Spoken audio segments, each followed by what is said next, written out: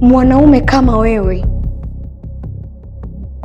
unatakiwa kujua ni jinsi gani ya kuprovide kwa mwanamke wako. Nisikize rafiki yangu, mapenzi hayatengenezwi na pesa. Hizo ni hadithi za wasiokuwa na hela. Haya sawa, kama ndio maamuzi yako, utafanya nini? Siwezi kubadilisha maamuzi yako. Maandazi ya moto, maandazi.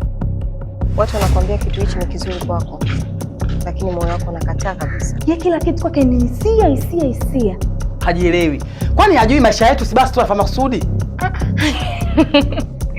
Kwa hiyo unataka kuniambia hapo ina maana huna hata 100 yani? Hizo hisia hizo ndio zinasababisha mimi unione hapa kwenye kibanda hichi. Naweza kusindikiza? Nitakuja kukutia kelele ya mwizi. Maana hawa leo usifika kwako visima vya mafuta. Haya, huyu mwarabu gani huyu, katoka wapi huyu? Na si zangu. Nina umuhimu kwa sababu najua ninachokitaka. Mama, hakuna chochote ulichokifanya zaidi ya kunidhalilisha tu. Shobo, ukihitaji heshima basi utaitengeneza wewe mwenyewe. Wewe subiri, naenda narudi na pesa. Mimi Clinton simpendi na sijawahi kuwa na hisia naye. Sio kosa lako. mwarabu unaonekana huyu handidi handada huyu.